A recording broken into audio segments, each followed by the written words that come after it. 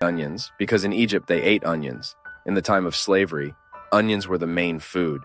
That's why sometimes we use the expression, "Don't keep crying over the onions of Egypt," isn't it? You must have heard that expression when someone advises you to stop lamenting the past. What is lamenting the onions of Egypt? It's saying, "Oh, I was a slave, but I had this food, I had onions to eat, and now I'm free, but I have nothing." Hold on. Give the desert time. Let the desert tell you what it needs to say. Even hunger, restriction, is very important in the human process. We identify all the time that people are spoiled because they lacked nothing. It's terrible when you have a child who has been pampered since childhood, lacked absolutely nothing, and suddenly, in the open field of life, suddenly that person needs to face life's desert, and they don't have enough ammunition to handle it. What do? How do we face the desert? At that moment, when Moses took the people out of slavery and encouraged himself to lead this people through the desert towards the promised land, he also felt fear. He also didn't know what it would be like. That's why, throughout the manifestations of God in that moment of Moses' life, he communicates with God.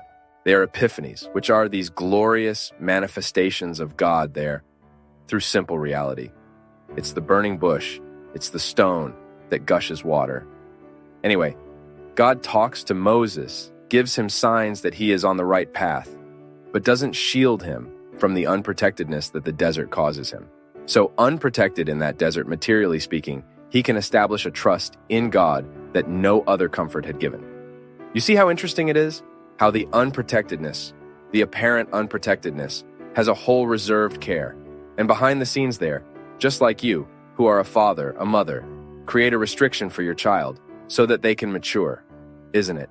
Sometimes you take something away from your child so that they really feel the lack, so that later they can appreciate it. I repeat, many people go wrong in life because they lacked nothing. Then you notice that when there is too much lack, it can also cause an imbalance, a lack of trust in life, in people. Anyway, it's balance that works. When you start educating by providing protection and apparent unprotectedness, where that person will have to face the situation alone, even if you're watching from afar. I faced extremely difficult situations in my life, where it wasn't enough for the other to say, "I'm here." Why?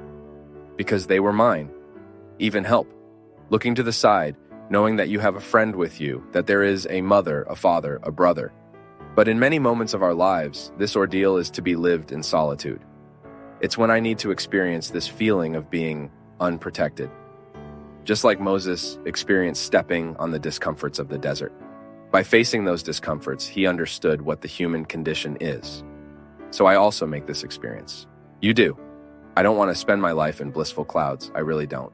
And that's why, since I was very young, when life was difficult for me, I found something in that discomfort that made me think higher, that made me think beyond. Moses, experiencing the discomfort of the desert, needed to convince those who were with him that that discomfort would be worth it. Oh, but some wanted to go back to slavery. Look how human weakness is very present in our lives at times of discomfort. How many people, let me give you a simple example so you understand. There are people who need to break up with relationships that are terrible, disastrous. That person only brings harm to you, you know that. But you have a bond with them, you have an emotional need, you can't break up with that relationship. So, suddenly you encourage yourself, everything becomes clear to you. This person doesn't do me good. I can't marry this person because if in the time of dating, it's already like this, imagine in my marriage, later in my married life, it will become an even worse hell than it already is. Then you encourage yourself. You're motivated by people around you to break up. Then it's terrible on the day you break up. The suffering is cruel inside you. It seems like you'll never recover, that you only think about that person. Why? Because despite them causing you so much harm, you have a sick little bond with them of emotional dependency. You know they harm you, but you don't know how to live without them. Then you start taking steps. The first week is horrible. You suffer, you cry, you can't listen to the music, you can't smell, you can't see that little thing that they forgot there at your house. All of that is terrible. But suddenly you start taking steps towards liberation. It's as if you were walking towards a place that will only do you good. And a month later, that suffering gets better. 2 months later, that suffering gets better. And suddenly you're not even remembering anymore. Of course, there's still a silent bond there, being dismantled, because emotional dependency, it doesn't die overnight. It's like suffocating. We continue tomorrow in the next video. Complete conference links in the description.